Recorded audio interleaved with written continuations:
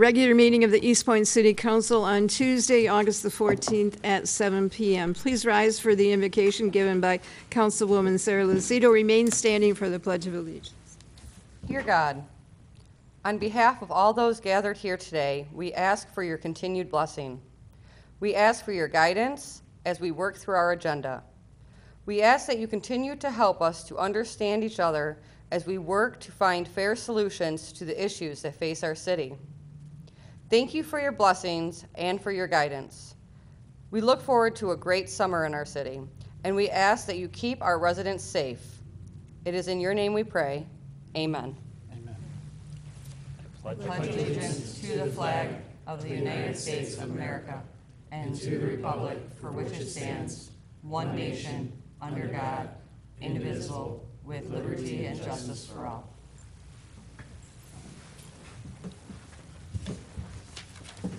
Tonight we have a special presentation. Mr. Tignanelli, if you would come forward, please. And let me begin by congratulating you on the fact that we could all say under God during the pledge and have an invocation at a public meeting. It's pretty cool. I get to a lot of these, and you're to be commended. Maybe yelled at by some, but not by me. So thank you very much for having me, and thank you for allowing me to come before you. Just for those of you that aren't aware of it, my name is James Tignanelli, and I was asked if I had an uncle in town. That's my cousin, actually. I'm Veronica, and family's been in that house since the home was built, I'm sure.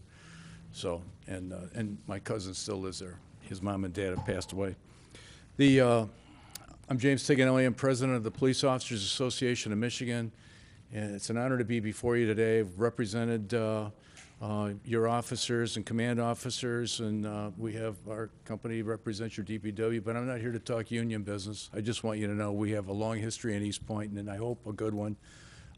We have had good relationships here, and going through some tough times together and survived them. And much of that due to you, and I hope some of it due to our guys and our men and women in the police department, because it's a changing town, but the people are always good, and that makes everything better. So you're all to be commended for that as well.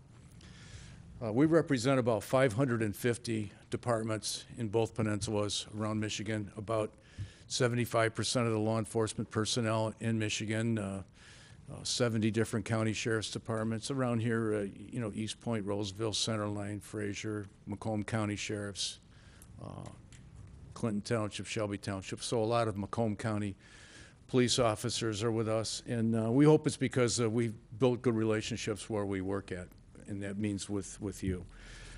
But annually at our convention, we recognize anywhere from 7 to 10 officers every year that have participated in heroic acts from the previous calendar year. And they're all life-saving events, and some are taking a life to save a life. Very difficult situations. We do that every year, and we're very blessed to have had 6 of the 7 members of the state Supreme Court there with us this year. We had the Attorney General at the time, now candidate Schuette, representative of Senator Stabenow's office, Senator Peters' office. It's a big event for our company and our members. It's gone on now for over 30 years. But one of the things that we brought up a few years ago that I felt was sort of an idea of mine was to recognize an administrator of the year, being a chief or a sheriff or someone in administration, and also to recognize one of our officers that has gone above and beyond for the people he or she works with. People that are highly regarded, that always answer the call, that always say, I'll be there, that always respond to the page. And it's a difficult job to do that, because when you become one that's counted on, everybody begins counting on you. And so it's not for everybody to do, but every year we try to recognize at least one individual statewide that we feel answers that description. And this year, the irony of this is the patrol officers nominated a command officer. To me, that's something you can be proud of too. When you have a police department where supervisor and subordinate work side by side, It's a big deal, and it's a really big deal when you have a department that's shrinking where issues are tough. They have to get along. They have to work side by side. And Steve Sellers from the police officers unit was the one that made the recommendation, and because I work with these guys personally, I knew immediately that he was on to something. And so I'm here tonight to present something to Lieutenant Tom Ostrowski. If Tom, you would come up, please. And this is, I think, kind of neat. This was actually read into the congressional record in Lansing on May 24th, the day that we were naming Tom that award winner. And this is signed by State Senator Tori Rocca and State Representative Henry Yanis, who is the representatives from this district. And if you'll just indulge me a minute, I'll read this to you. I think it's very nice. It's from the state of Michigan. It's a special tribute to Lieutenant Thomas Ostrowski. Let it be known that it is a pleasure to have this opportunity to join in praising the career of Lieutenant Thomas Ostrowski, recipient of the Police Officers Association of Michigan's 2018 Loyalty Award. Thomas, an officer at the Eastpointe Police Department, can add this new honor to his list of achievements. Throughout his career with the department, he has displayed a high degree of professionalism and dedication to keeping the city safe. Lieutenant Ostrowski, a resident of Sterling Heights, is among the department's most active officers. Since joining the department as a police cadet day in and day out, Thomas has been diligent, always strives to do his best, and earns the respect of his peers and superiors. Each year, one member of the Police Officers Association of Michigan is chosen at its annual state convention. This year, the convention is being held at the Amway Grand Hotel in Grand Rapids, Michigan. As a Loyalty Award recipient, Lieutenant Ostrowski has demonstrated selfless generosity in his service to his fellow members. In special tribute, therefore, this document is signed and dedicated to honor Lieutenant Thomas Ostrowski upon his receiving the 2018 Loyalty Award from the Police Officers Association of Michigan. May he know of our pride in his exemplary record and our best wishes for continued success in his law enforcement career. And this is signed by Senator Rocca and Representative Yanis, the 99th Legislature at Lansing, May 24th, 2018. So thank you for allowing me to present this to him publicly, because I think you need to know what a special guy you've got here too. You have a lot of them here, but tonight we're going to put him on the pedestal. So congratulations to you.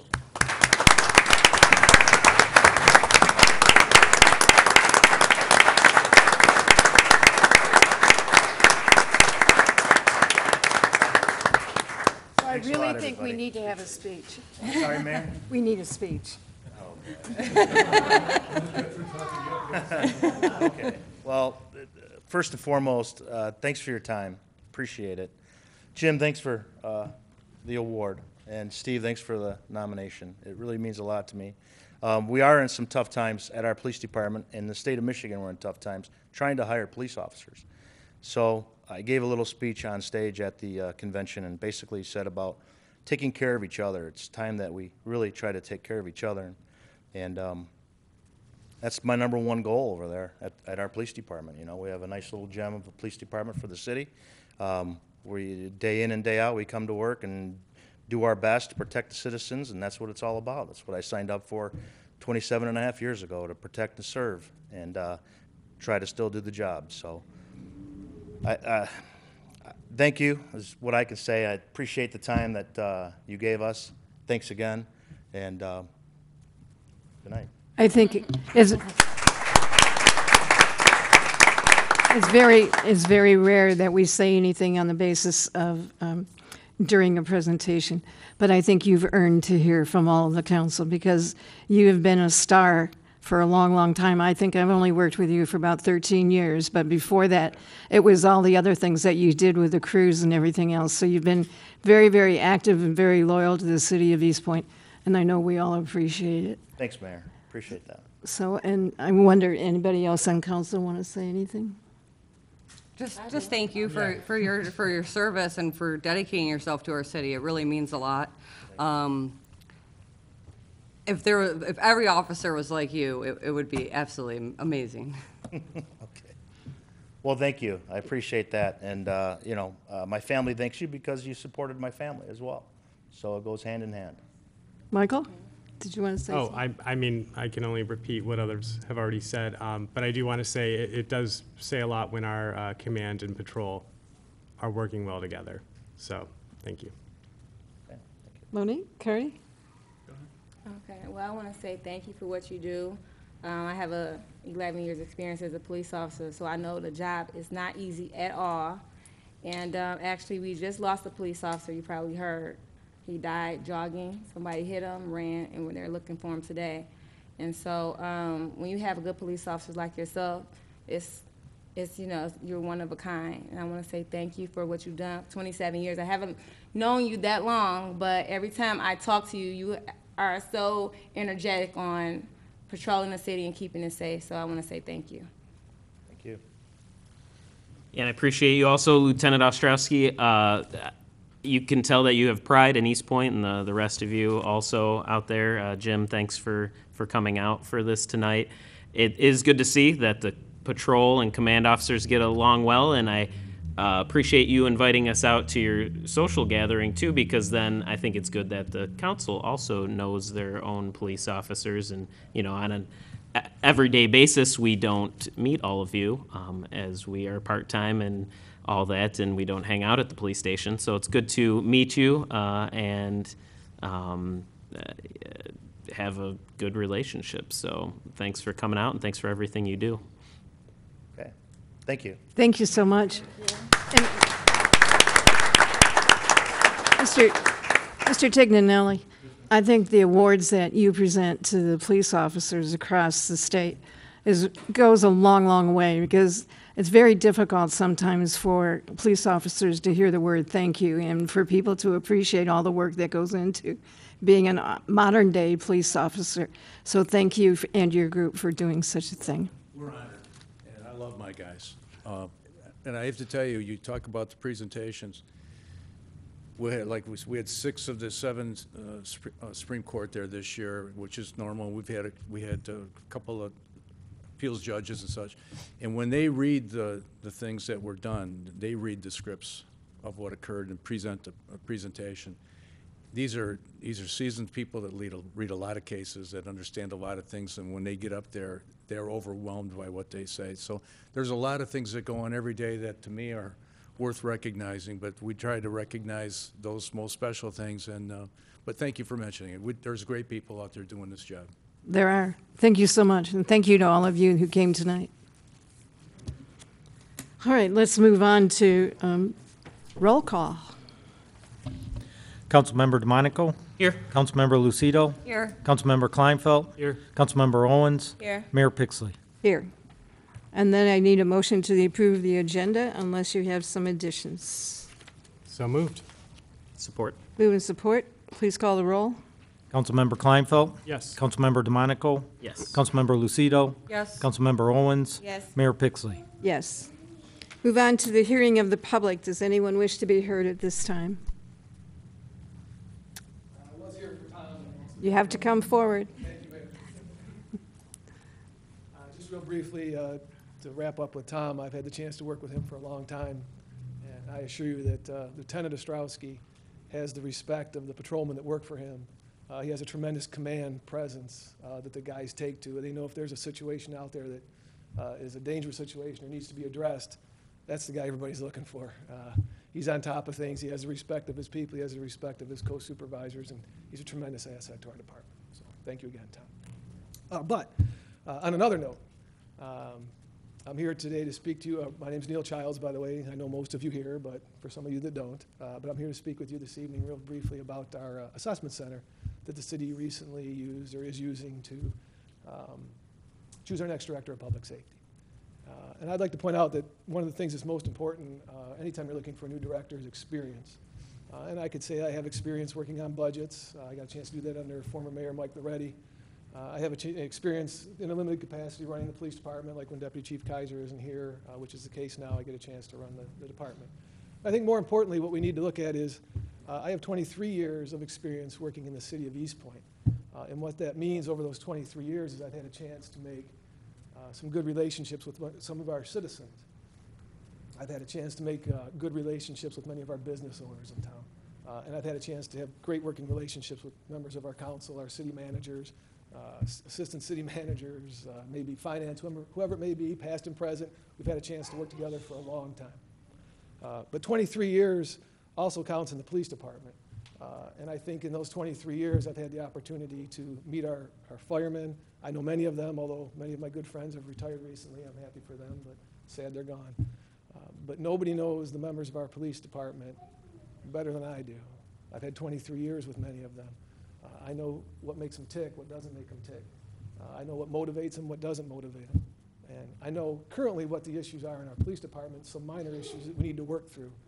And I know how to solve those immediately. Also importantly, I think, is that I've got a strong working relationship over those 23 years with our fellow cities, Harper Woods, St. Clair Shores, Clinton Township, Macomb Township, whatever it may be. I've got a strong working relationship with them already as well. So to wrap up, very briefly, you know, some people may want to be the Director of Public Safety because it's a convenience or because it's giving them an opportunity that they may think they don't currently have, but they want to keep their options open. I'd like the council and City Manager Cotton to realize that sometimes 23 years of experience is just as important or means something as much as what number might be next to somebody's name on a sheet of paper. So thank you for allowing me the opportunity to speak tonight, and have a good evening. I'll be with you for the remainder of it, hopefully. Thank you.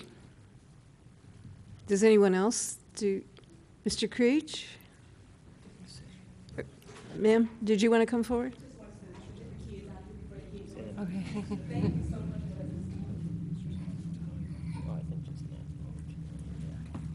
First, I would like to say congratulations to all of you on being elected City Council. I want to thank you for your help in my situation. I lived at 1713 Lincoln Avenue, the house that was foreclosed on, and the landlord was no longer taking care of it but charging me rent. And I also, before I start, I would like to thank you, Mayor Pixley, for coming up to my kids' school and reading to them at the ESSC school.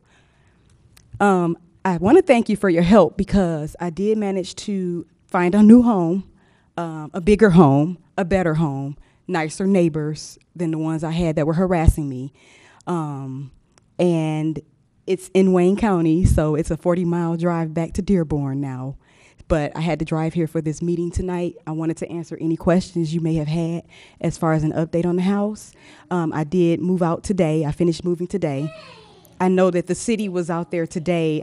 They put a note on the door about me putting my boxes behind the gate. I didn't want the boxes to fly, and so my next door neighbor called the city on me twice today. But I wanted to let you know I didn't want the boxes to fly down the street, so I put them behind the gate. But today I set them out.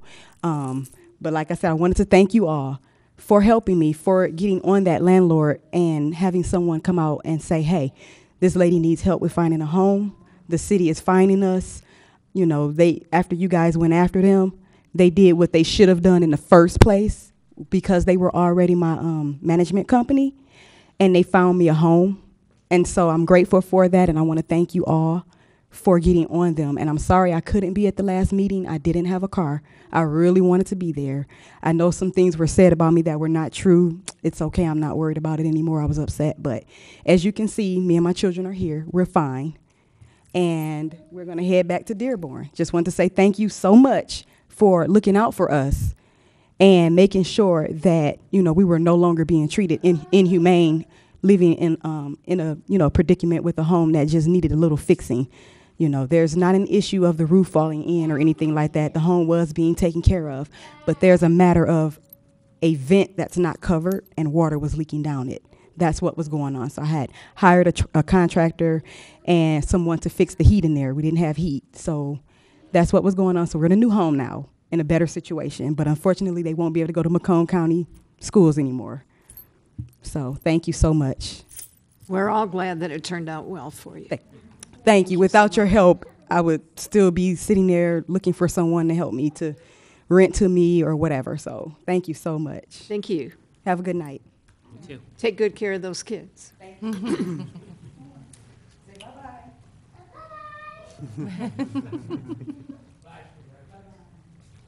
And Mr. Creech, I saw your hand go up.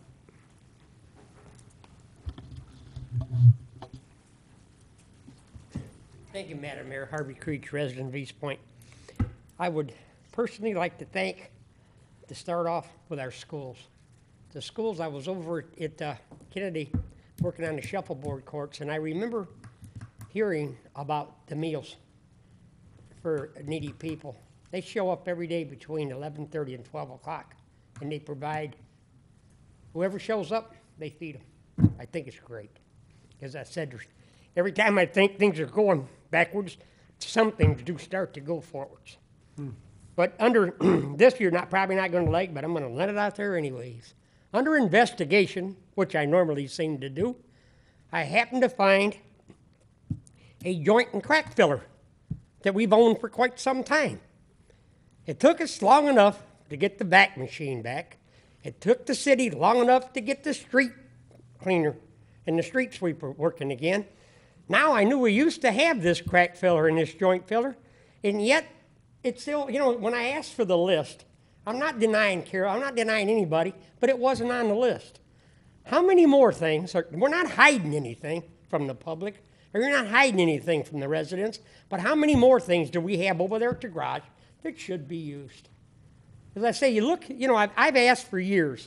I come in here all the time about our streets, about our parking lots, about, I'm saying everything. This thing about our schools, about where. This thing is worth every penny. Matter of fact, it's nothing but a money saver. You get 3 people. You get 2 trucks, which we have over there. You put a compressor on there. You put a person, it gets hot, you fill in these joints. You stop, you save our, like I said, go take a look at our parking lot, at the library. It's not that old. It's literally blowing apart. And no one has had it filled. I was hoping this time when you said someone was, you know, we had that, you know, they were coming to fill in some joints, we get that. It's not going to work. As I said, we're letting everything we've got through I'm not calling it neglect anymore. Not anything else. Not maintenance. It's just neglect. We don't do it the same as the parking lot out here. It didn't get done. It was so bad it had to get done. And it didn't have to go that far. In the one at the library right now, the basins are literally caving in. I could go on about the parking lots, I could go on, but we have this now, please. And I understand, I went down and talked to Carol. We used to have the people, we used to have 2 different departments. We had the DPW, we had the water department. Now we don't. We have to do something, people. Put some of these people back to work. Let's get this city back to maintain. Let's get with Rare. Let's get with the schools. Let's put everybody could use this strike machine, not just us. I asked when we first started, when they were going to do that $22 million bond project, when they said they were going to do every one of the parking lots over there. I said, can we maintain them? They just started right now, 8 years later. 8 years it took them to do the first parking lot. I had a meeting with Ryan today. You have 30 seconds. Thank you, Madam Mayor. But I said, I had a meeting with Ryan today, and he said, yeah. He said, you told us it was going to happen. It did. So they're going to try to save what they've got left. And I said, the bylaws, I thank you, Mike, and I thank you, Mr. Cotton. I thank Karen, because they were all there at the Rare meeting. It was a good meeting. They're going to try to save it and put it back in effect so Eastpointe can get their due diligence and the rest of the stuff. We will have our part in the Rare, and we will have our vote. I have nothing against Charles. I said your time is up. But thank you very much. Thank you.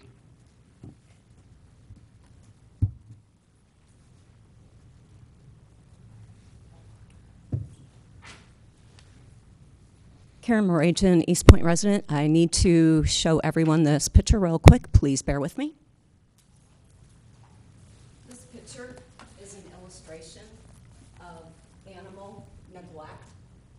This violates all the provisions of inadequate care. This is not a proper cage. There's no water bottle. There's no water bowl. There's no adequate food provided. There's no shade. This happened at the Kennedy Park event on August 2nd. The temperature was in the high 80s. It was very humid that day. The event went from 5 p.m. to 10 p.m. This is what was provided for the rabbit to drink water from. There's no excuse for that. The owner said the rabbit had water earlier. No. There should have been either a drip bottle or a water bowl in that cage at all times. Madam Mayor, thank you so much for telling me to go to the rare board meeting last week. I did. I can't thank you enough. Councilman Kleinfeld was there. Mr. Cotton was there. Harvey Creech was there. That entire meeting was taped. Tony Lipinski is the supervisor for Rare. He is on record stating that there was no tent provided for shade. He did not know why. There you go, right there. There's an admission that there was no shade provided. Under the anti-cruelty statute, you have to have adequate care to protect animals from the elements. Well, the beating sun is one of those elements. The food that was provided was corn. Corn is highly toxic to a rabbit. It causes diarrhea and digestive and other health problems. We have a humane pet ordinance that was adopted in 2015. I really don't understand why this petting farm was even allowed at this event. I did express my concerns to the board. Another board member was present. He was on the record stating, I felt uncomfortable seeing the rabbit in this condition along with a goat being tied up. I saw a sheep tied to the side of a trailer with all of 5 feet to move. When I told the owner that this is inadequate for water and the food is inadequate, she grabbed 2 handfuls of grass and clover and threw it in the poor rabbit's face, shoved this in the rabbit's face, expecting it to drink on contact. That's not going to happen. Yet they'll say they love and care for their animals. Absolutely not. Rich, you had a rabbit growing up. Would you have done that to your rabbit? There's no way. There's no way. That's not loving kindness. And I have 30 seconds. Okay. So long story short, we have no animal control, and we need to get this finalized and have Macomb County Animal Control have jurisdiction over our animals. Also, one last thing, and I'll have to continue in the second hearing. This is not what we want to teach our children and how to treat animals. You don't shove them in a cage and put them on display as a spectacle like it's a freak show. I'll conclude in the second hearing. Thank you. Thank you so much. Does anyone else wish to be heard at this time? Anyone else? Seeing none, the first hearing of the public is closed. Move on to approval of the minutes, and we'll start with the special meeting of July 24th, 2018. Madam Mayor, I motion to approve the minutes for the special meeting of July 24th, 2018. Do we have support? Support. Please call the roll. Councilmember Lucido? Yes. Councilmember DeMonico? Yes. Councilmember Kleinfeld? Yes. Councilmember Owens? Mayor Pixley? Yes. And the second one for approval of the minutes is the regular meeting, July 24th, 2018. Madam Mayor, I motion to approve the minutes of the regular meeting of July 24th, 2018. We have support? Support, and I just had one minor change. During our domain discussion, there's cityofelastpointe.net and cityofelastpointe.org. Cityofelastpointe.org should be eastpointcity.org. Just since it's a domain, I just wanted to, Right. can't have a letter off. So with that correction, is that all right with your Yes. motion? All right.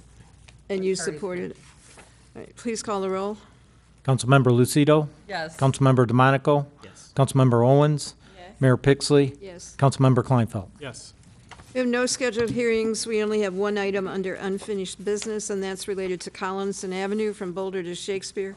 It's a AEW project number 1450542. So, Mr. Cotton, did you want to speak to that, or did? Yes, I'd just like to provide some context, Madam Mayor, members of the City Council. This, I'm sure you remember well, as do the viewers, about the condition of Collinson, and some concerns have been expressed by the public at previous council meetings, and some research that was done by Joe Marucci in conjunction with AEW. This matter was tabled initially to this date. We have had more conversation on it in the context of the master plan, in context of the city's finances, in context of the asset management plan for roads, in the context of the non-motorized plan that's possible, depending on a complete streets, all relating also to the street striping that is budgeted. And we've decided that September 4th, which is your council's first meeting in September, will be a night devoted to transportation associated primarily on your streets. And that would be the better night at which to address this matter in a way that hopefully is in the context of all those other things and suits your viewpoints as to the best way to represent the needs of the community and the citizens on this street. Steve Pangoria is in the audience. If he has any questions about it in more detail, he has a report here that we've reproduced again, but we're not suggesting that you discuss this tonight, but rather discuss it in the context of all those other plans and information that will be provided on September 4th. Do we have a motion then to table it? Madam Mayor, I motion to table the consideration of the temporary repair of Collinson Avenue from Boulder to Shakespeare until City Council's regular meeting on September 4th, 2018. Do we have support? Support. Please call the roll. Councilmember Lucido, Yes. Councilmember Kleinfeld, Yes. Mayor Pixley, Yes. Councilmember DeMonico, Yes. Councilmember Owens. Yes. Move on to reports from administration. We'll start with our interim city manager, Mr. Cotton. Thank you, Mayor. I have a number of thoughts I'd like to suggest, status reports, and then I'll go through these, a review of some ethics that city managers need to uphold. First, I'd like to give you an update on the city manager search process. The application deadline is Monday, August 20th. So anyone watching that knows anyone who is capable and meets the criteria can go to govhrjobs.com and submit their application. There are over 40 that have already done so. So I think when James Vitrano meets with you on September 11th and goes over the top contenders, I think you'll find that there are a number of different choices to be made. Also, we are recruiting for a public safety director, as was mentioned earlier. The assessment center was held on August 2nd. The next step is for the Civil Service Commission to receive the report, and that will take place on Monday, this coming Monday. And after that report is received, there will be a list that is approved for selections, and then we can move forward from there. Part of moving forward is a second interview process, which is planned for Tuesday and Wednesday of next week. And later in your agenda is indeed a request that we inform the public, invite the public to this room at 4:30 and 5:30 for the opportunity to have a meet and greet. So that will be later on your agenda, and I wanted to give you that context. In the context of the city manager search, there's a September 6th governance training that's been approved by council, and Heidi Voorhees, who's president of GovHR, will be here. She is preparing her presentation, which she's done many times before, but she wants to make it appropriate and particularly relevant to Eastpointe. So to do that, she's prepared a short survey. I think it's about 5 questions of both the city council and of the leadership team. And she would like to email that to you later this week. It'll be a Survey Monkey, so not too painful to respond to. And so look for that. From GovHR, Heidi Voorhees is her name. And that is taking place, it's been set for September 6th at 4:30, and there will be light dinner provided, and the entire leadership team will be here as well. We will share rooms because the Planning Commission is in here later on in the evening, and we'll make that adjustment.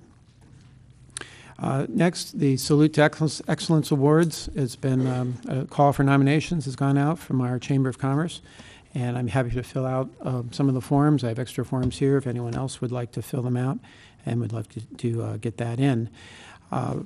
Mayor Pixley has called my attention to some potential utility legislation that would reduce the potential for taxable property associated with utilities over the long haul, starting the year after such legislation might be approved. Indeed, it was voted out of committee, the Senate committee, so I've been researching that, put a call into MML, and I want to get some more background from them, and may involve or keep you in the loop as we see how this would impact Eastpointe and make sure that our concerns are registered in the context of that. Tonight, I'll be riding with the police department.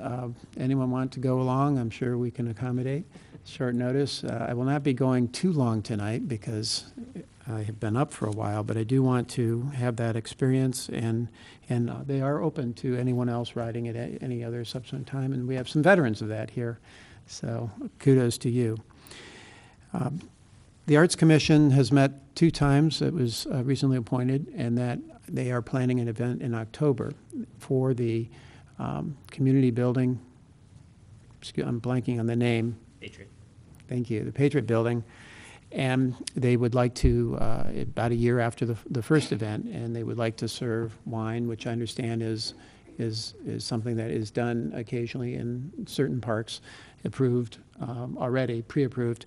But I did want you to know, and more to follow, on what exactly it'll entail, and it would be donated from donations, so, and it's approved by the Liquor Control Commission, at least the process will. So anyway, I thought that was. What's the date in October? Yes, I have it here. Because homecoming is the first week and the Lions event is the second week. Thank you, Mayor. Thursday, October 25th. Okay. It's a Thursday. Correct. And it's an art exhibition and an opening reception at the Patriot Building in Spindler Park. So I'm sure there'll be more details coming up, but I wanted to give you insight as to how that was evolving. Speaking of evolutions, your creation of a Parks Commission is evolving. That'll be on the next agenda next week. August 21st will be your next meeting. We have had responses from 11 applicants to be appointed, and there are 7 spots. So you will have a choice to be made. I've asked staff to do something a little bit differently and invite all of the applicants to attend, and with the mayor's permission and council's time, have them introduce themselves. And you'll have an opportunity to ask questions and make whatever decisions are useful to appoint the best 7. There might be a person that can't come due to some complication, in which case we will tell you a little bit about them if they can't be here. And that's the process we hope to follow. Let me know if you have any refinements on that you'd like to see. And the last item in terms of a status report is the city staff, Joe Marucci and AEW, Steve and his team held a very well-attended meeting here with Johnston residents. I counted roughly 18 people, and excellent questions went on for some time, well over an hour. And the good news is the project is about ready to start, and it's going to go well. I have confidence in what I heard and what I saw from the team. The bad news is we don't have much time to delay because winter will be here, and we want to get this underway. And also trees. There's roughly 20-some trees. I didn't memorize the number, but that's a high percentage. Roughly half of the trees will need to be removed to make room for the water line, but more than that, it's to make sure that these trees are stable for the long haul. Of course, old, unstable trees are extremely dangerous, so this is something that was communicated and I think was understood. Once again, Steve is here, and if you have anything to add later on, please do so on that subject. So with that, I'd like to move to Cotton's top 10 2-minute tips. Tip number 6, ethics. Next slide.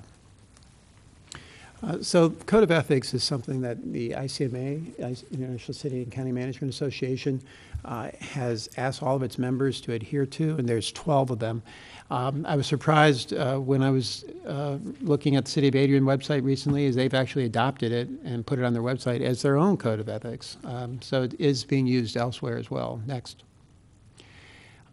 It's been in existence since 1924 and been amended 2 times. Next. So there's 12 of them. They're called tenets, and I'm going to just summarize them quickly. And on your table are all the copies in an unadulterated version, unredacted version. I redacted this a little bit for the sake of time. But anyway, city managers, no matter who you hire, needs to be dedicated to the concepts of effective and democratic local government. And that's, of course, that's something we all share. Next. They need to affirm the dignity and worth of the services rendered by government and maintain a constructive, creative, and practical attitude. And then there's a little caveat here that I thought was interesting. And I actually have, when I read this today, I had not, this must be a 2018 amendment. When members advise and respond to inquiries from elected or appointed officials of other local governments, they should inform the administrators of those communities. So that's a nice tribute to the professionalism of keeping everyone informed. Next. Demonstrate by word and action the highest standards of ethical conduct and integrity so that we may merit the trust and respect of everyone. So there's a couple of additional thoughts on that. Members should conduct themselves so as to maintain the public confidence, obviously. Members should conduct their professional and personal affairs in a manner that demonstrates they cannot be improperly influenced. And that's really important, improperly influenced. People in democracy, it's all about influencing and all about different checks and balances to keep influences in check. And city managers under the Code of Ethics are supposed to be wary of being improperly influenced. Anyone you hire needs to commit to 2 years or be in violation of the Code of Ethics. Anyone you hire should show professional respect to people who used to hold the position. That's nice since I'm here now. I look to be respected. And others who might be applying for the same position elsewhere or have here. They need to report ethical violations to ICMA of those who are covered by this. By the way, I want to stress this is for ICMA members, so this does not apply to anyone else in the room other than people like me. But I do want you to know what is expected of us. Members will not seek employment for a position unless the incumbent has announced their separation. Sometimes cities will recruit managers before they've told whoever's here that they're no longer wanted, and that's inappropriate if anyone bites. The relationship within the workplace, there cannot be an intimate or romantic relationship with any elected appointee, whether hired or otherwise, or whether supervised directly or indirectly within the organization. That, unfortunately, is not what happened in the city of Troy, you might have read, and indeed they're looking for another city manager. Next. Tenet 4 is to serve the best interests of the people. So members should inform the councils of the anticipated effects of a decision, especially if specific groups may be disproportionately harmed or helped. So this is important in the case of affordable housing impacts sometimes. It's also important when waterfront homeowners want special privileges. And it's important that managers be communicative. Also, we need to ensure that all people within the jurisdiction are enabled to actively engage so as to eliminate barriers to public involvement. Example, we have this 4:30 and 5:30 meet and greet for the public safety directors on the agenda. That's above and beyond what the law requires, partly due to this type of suggestion. Next.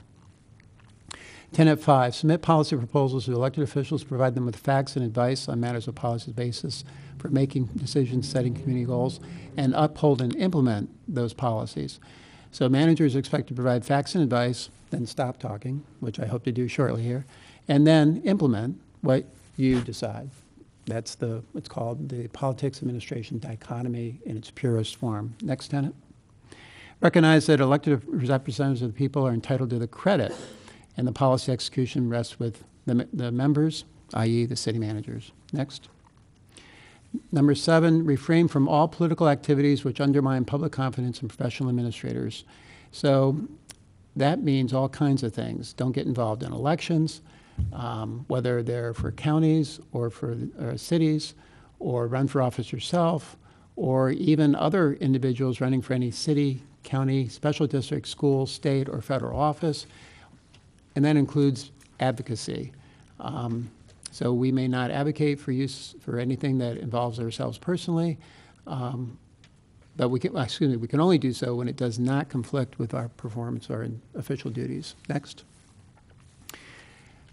Make it a duty to continually improve the member's professional ability. So professional development, we need at least 40 hours of training every year. Next. Keeping the community informed, emphasize friendly and courteous service to the public, and seek to improve the quality and image of public service. Next. Number 10, resist any encroachment on professional responsibilities. That's kind of related to that improperly influenced.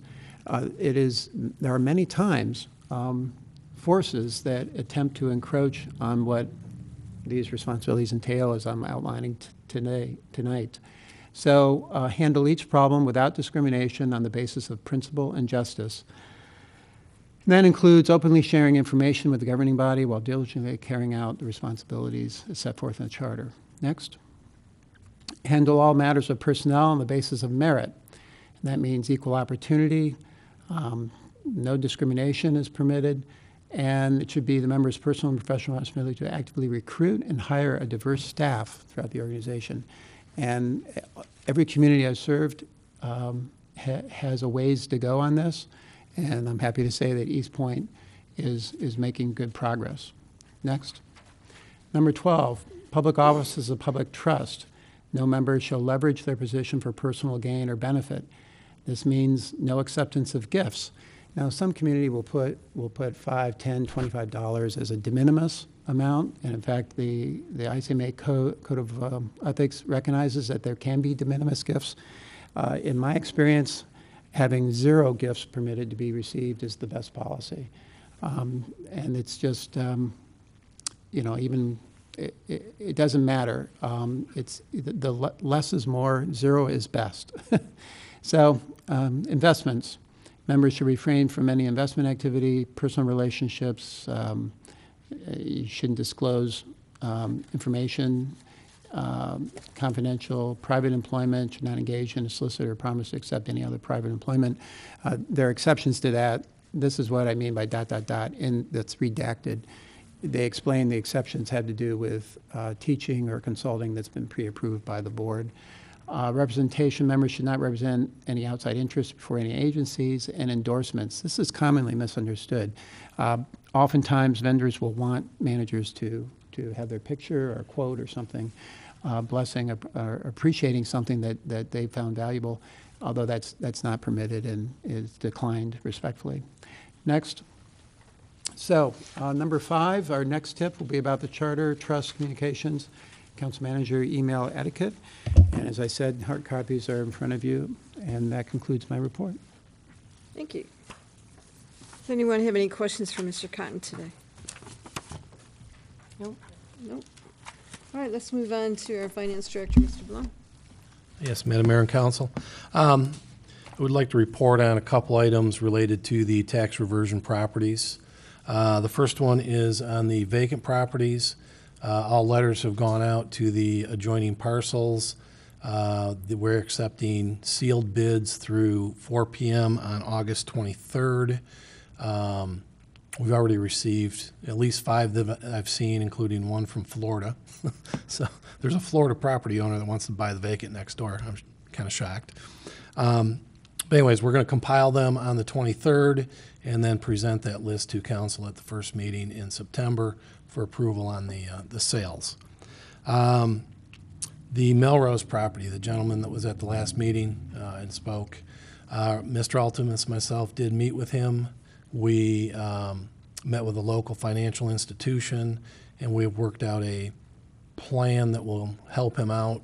It's not finalized yet, but I anticipate at the next meeting we'll have an agenda item for council to approve, basically selling the property back to the gentleman, continued on the financial arrangement being finalized. We have a meeting a week from Thursday with that financial institution to make it happen. So it's moving along, and we think we'll be able to help them out and take care of the problem. And one last thing, we had of all of the properties, we had identified 3 that we believe to be occupied based on water usage. Had sent letters to all 3 of those properties, basically let him know they don't own the property or their landlord doesn't own the property, and that we would be shutting off water and to contact the city. None of those properties did contact the city, and we gave them an extra week because we had originally said August 3rd we would shut water off. We waited till last Friday. after the water was shut off, one of the tenants did contact us, and we worked out an arrangement. The individual is within weeks of giving birth, and we, first of all, let her know not to pay her landlord anymore, who has been collecting rent through the month of July, even though they haven't owned the property, which is what I'll be speaking with Mr. Childs about tomorrow. But the agreement was that she had to get the water bill current plus pay some of the water bill in advance, and we'd basically give her 60 days to find new living arrangements, which will give her time for the birth and to pack up and move. So that we worked that one out today. And that's where we stand with tax reversion, and that's, we have our tour of the properties tomorrow with the tax reversion committee to go through and take a look at them. And that's all I've got. So. All right. Anyone have questions? Yeah, I want to know what's going on with the church. They have not contacted me at all. We did find out that they don't actually use the church themselves, the owners. They rent it to a couple of other churches. One of the renting churches approached us about buying it, but they didn't want us to let the other church know about it because they had more money and would outbid them. But at this point, we have had absolutely no contact from that church, and the tax reversion committee is discussing how to handle that particular property. Okay, thank you. Anything else? Did you mention was the one you were talking about the gentleman that came to our meeting? Yes. Okay. Yep. And there has been some discussion on the church and, well, all the properties. Everything will be brought to council with some background before any action, so. Well, apparently except for the vacant ones. Well, the list will be brought to council for basically approval to sell. So we won't do any financial transactions until it's approved by council. Okay. Sounds like some interesting days. All right. Anything else? Let's move on to our city attorney, Mr. Albright. Thank you, Madam Mayor, members of council. Council is in receipt of our monthly status report. Under item A, you'll notice that Ms. Van Haren brought it to our attention that there are several dangerous building properties where demolition took place, and the property owner has not paid the fees that have been associated with that whole proceeding, and it's quite sizable for each of the properties. And so I'm looking for guidance as to whether council wants our office to file collection proceedings against each of those properties. There's 7 right now that Ms. Van Haren has brought me aware of. How old are they? I don't have that information. There would be no statute of limitations problem if we did file a circuit court action, so I'm not worried about that. Doesn't it go onto their taxes and then foreclose if they didn't pay everything? I thought that's what we understood when we were doing these. And that's normally how that happens. In this case, the lien was extinguished. The lien. Either because the county foreclosed and then the city ended up with the property, but the city still has those out-of-pocket expenses. Not sure I understand. So we own the property, but we're still gonna go after them for the money that it cost us to tear down the house, is Yes, what you're saying? we, Okay. we own the property, and it's now a vacant lot, and it's nowhere near the value of what the city had to incur out of pocket. And how we have the notices structured, we put the owners on notice that they will be responsible for any fees and costs that are incurred during this process, including the demolition. And that language is actually put in each of the notices that go out. So Because the vacant property is not worth $10,000 or $15,000. in some of those cases, yeah. Yeah, so to put some context on it, Councilmember DeMonico, we have a list on the tax reversions we're looking at. We're like 40 grand in on a small vacant lot. So I would support going after. Wait, a demolition costs $40,000? No, just after the tax reversions, the water backup. Unpaid It's, taxes. you know, Right. I think the highest one was like 37 or 38, 38,000. something like that. Yeah, Ms. Van Haren told me they averaged about $25,000, but I don't think litigation cost-wise it's going to cost that much, because I think a lot of these will be default situations where we'll get a default judgment, and then we can just seek collection against the person. But we'll have a judgment now that will follow them, and we can find out if they own any assets, can't garnish bank accounts. If they have a job, you can garnish wages. Okay. Perhaps what we could do is look into who the people we'd be filing an action against, because if it's a company or someone who has a lot of rentals, for sure, I think we need to file. If it's someone who fell on hard times, Just recently filed bankruptcy, something like yeah, that. I wouldn't want to file against someone like that. And maybe we can kind of whittle down the appropriate people to bring an action against. So yeah, maybe if we can find out who was the previous owners of the properties, that would help us. I'll get with Ms. Van Haren and identify who the owners were for each of those properties, and then I'll report back to council. So you'll send back a note like Friday of this week? Friday this week? All right, Maybe In next the- Friday. all right, in the future. Yes, All right. thank you. And then also, Ms. Van Haren is also requesting that show cause hearings be scheduled for the 7 properties that are contained in Section B of my monthly status report. Just need a date or dates for. Do you have a suggested date? The first meeting in September would be good. Is that the 4th? I think so. Yes. September the 4th at 6? We How have many? 7? There's 7 of them? There are 7. I've done 6. Yeah, that's about, that's on par with what we've done in the past. And if some don't show up, they move rather quickly. Okay, September the 4th at 6 PM is okay with all council? Yes. Yes. All right, Yes. I'll make sure that the necessary notices go out. And then finally, oral arguments were held with regard to the DOJ case back on August 1st. There were some residents that did appear to watch the hearing. I thought that the judge had a lot of good questions for both sides, and he did indicate that he would be issuing a written opinion in order, so he took his decision under advisement. I'd like to think that we would have a decision within 60 days, but given the complexity of this case and all the information, it may be longer than 60 days, but as soon as I receive word from the court, I'll be contacting the council.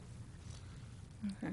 Mr. Cotton, I thought we had the 5:30 PM city manager on September 4th. It's not September 4th? That's been changed to September 11th. Okay, because I know we kept changing it, so, okay. Madam Mayor, that's all I had for this evening. I'm happy to answer any questions. All right, any questions for Mr. Albright? No, but I apologize, Madam Mayor, but I know we're only an hour in. Before we go to new business, could we take a 5-minute break? Sure. Or a 2-minute break would be. All right, we'll take a 5-minute break if it's all right with the rest of council. Yeah. I'll read this. 5-minute break, I guess.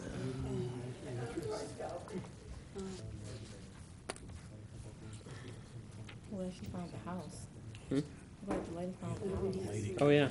Unfortunately, moved out of Eastpointe. Yeah. She was nice and Yeah. We shut her good off. resident. Because she didn't respond to Idiotic Yeah. neighbor. It's like, when are you gonna